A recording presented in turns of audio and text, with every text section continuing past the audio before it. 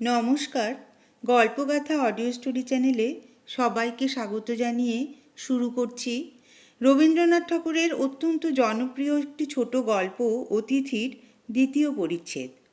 গল্প পাঠে আমি মাধুরী। আহারান্তে নৌকা ছাড়িয়া দিল।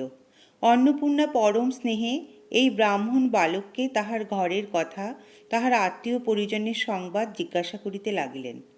তারাপদ অত্যন্ত সংক্ষেপে তাহার উত্তর দিয়া বাহিরে আসিয়া পরিত্রাণ লাভ করিল।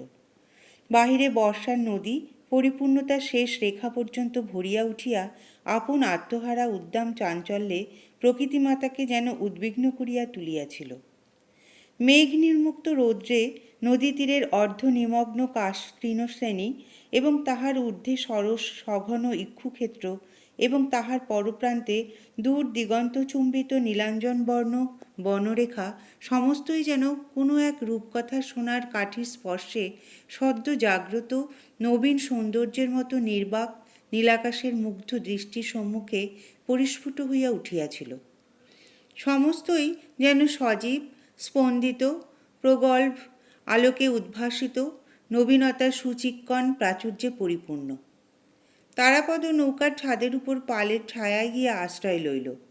পর্যায়ক্রমে ঢালু সবুজ মাঠ, প্লাবিত পাটের ক্ষেত, গাঢ় শ্যামল আমন ধান্যের আন্দোলন, ঘাট হইতে গ্রামাভিমুখী সংকীর্ণ পথ, ঘন বনবেষ্টিত ছায়াময় গ্রাম তাহার চোখের উপর আসিয়া পড়িতে লাগিল। এই জল স্থল আকাশ, এই চারিদিকে সচলতা, সজীবতা, মুখরতা, এই ঊর্ধ্ব অধোদেশের ব্যাপ্তি এবং বৈচিত্র্য এবং নির্লিপ্ত সুদূরতা, এই সুবৃহৎ চিরস্থায়ী নির্নিমেঘ বাক্যহীন বিশ্বজগৎ তরুণ বালকের পরমাত্মীয় ছিল। অথচ সে এই সকল চঞ্চল মানবকটিকে এক মুহূর্তের জন্য স্নেহবাহু দ্বারা ধরিয়া রাখিতে চেষ্টা করিত না। নদী তীরে বাছুর লেজ তুলিয়া ছুটিতেছে, গ্রাম্য টাট্টু ঘোড়া সম্মুখের দুই দড়ি বাঁধা পা লইয়া লাফ দিয়া ঘাস খাইয়া বেড়াইতেছে, মাছরাঙা জেলেদের জাল বাঁধিবার বংশদণ্ডের উপর হইতে ঝপ করিয়া সবেগে জলের মধ্যে ঝাঁপাইয়া মাছ ধরিতেছে, ছেলেরা জলের মধ্যে পড়িয়া মাতামাতি করিতেছে, মেয়েরা উচ্চ কণ্ঠে সহাস্য গল্প করিতে করিতে আবক্ষ জলে বসনাঞ্চল প্রসারিত করিয়া দুই হস্তে তাহা মার্জন করিয়া লইতেছে। কোমর বাঁধা মেছুনীরা চুপড়ি লইয়া জেলেদের নিকট হইতে মাছ কিনিতেছে। এ সমস্তই সে চিরনূতন অশ্রান্ত কৌতূহলের সহিত বসিয়া বসিয়া দেখে। কিছুতেই তাহার দৃষ্টির পিপাসা নিবৃত্ত হয় না। নৌকা ছাতের উপরে গিয়া তারাপদ ক্রমশ দাড়ি মাঝিদের সঙ্গে গল্প জুড়িয়া দিল। মাঝে মাঝে আবশ্যক মতে মাল্লাদের হাত হইতে লগি লইয়া নিজেই ঠেলিতে প্রবৃত্ত হইল। মাঝির যখন তামাক খাইবার আবশ্যক তখন সে নিজে গিয়া হাল ধরিল। যখন যেদিকে পাল ফিরানো আবশ্যক সমস্ত সে দক্ষতার সহিত সম্পন্ন করিয়া দিল। সন্ধ্যার প্রাক্কালে অন্নপূর্ণা তারাপদকে ডাকিয়া জিজ্ঞাসা করিলেন, রাত্রে তুমি কি খাও?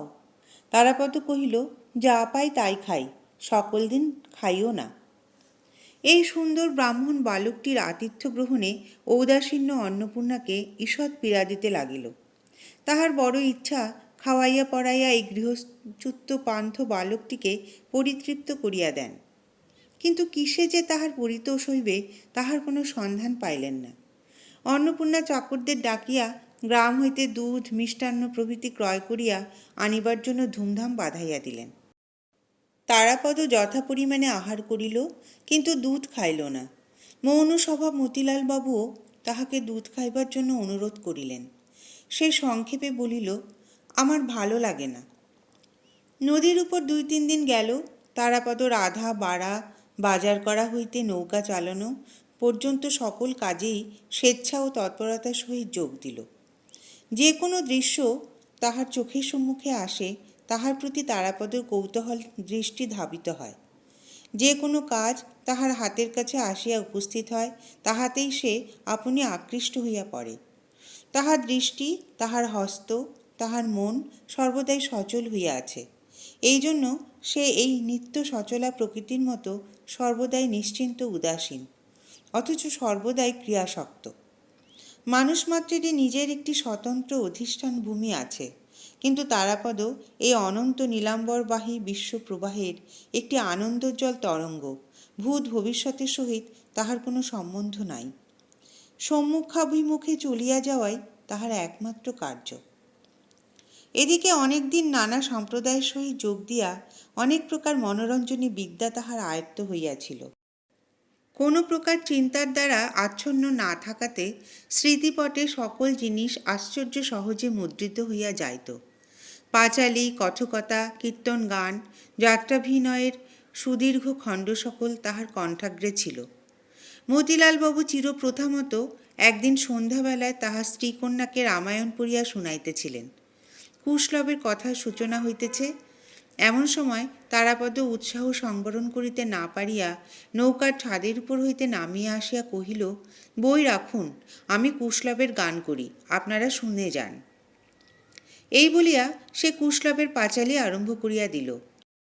বাঁশির মতো সুমিষ্ট পরিপূর্ণ স্বরে দাশুরায়ের অনুপ্রাস ক্ষিপ্রবেগে বর্ষণ করিয়া চলিল। দাড়ি মাঝি সকলেরই দ্বারের কাছে আসিয়া ঝুঁকিয়া পড়িল। হাস্য, করুণা এবং সঙ্গীতে সেই নদী তীরে সন্ধ্যাকাশে এক অপূর্ব রসস্রোত প্রবাহিত হইতে লাগিল। দুই নিস্তব্ধ তটভূমি কৌতূহলী হইয়া উঠিল। পাশ দিয়া যে সকল নৌকা চলিতেছিল তাহাদের আরোহীগণ ক্ষণকালের জন্য উৎকণ্ঠিত হইয়া সেই দিকে কান দিয়া রহিল। যখন শেষ হইয়া গেল, সকলেই ব্যথিত চিত্তে দীর্ঘ নিঃশ্বাস ফেলিয়া ভাবিল, ইহারই মধ্যে শেষ হইল কেন? সজল নয়না অন্নপূর্ণার ইচ্ছা করিতে লাগিল ছেলেটিকে কোলে বসাইয়া বক্ষে চাপিয়া তাহার মস্তক আঘ্রাণ করেন। মতিলালবাবু ভাবিতে লাগিলেন, এই ছেলেটিকে যদি কোনো মতে কাছে রাখিতে পারি তবে পুত্রের অভাব পূর্ণ হয়। কেবল ক্ষুদ্র বালিকা চারুশশীর অন্তঃকরণ ঈর্ষা ও বিদ্বেষে পরিপূর্ণ হইয়া উঠিল। শুনছিলেন রবীন্দ্রনাথ ঠাকুরের গল্প অতিথির দ্বিতীয় পরিচ্ছেদ। যদি ভালো লাগে চ্যানেলটি লাইক, শেয়ার, কমেন্ট করবেন এবং অনুরোধ করব সাবস্ক্রাইব করে পাশে থাকবেন।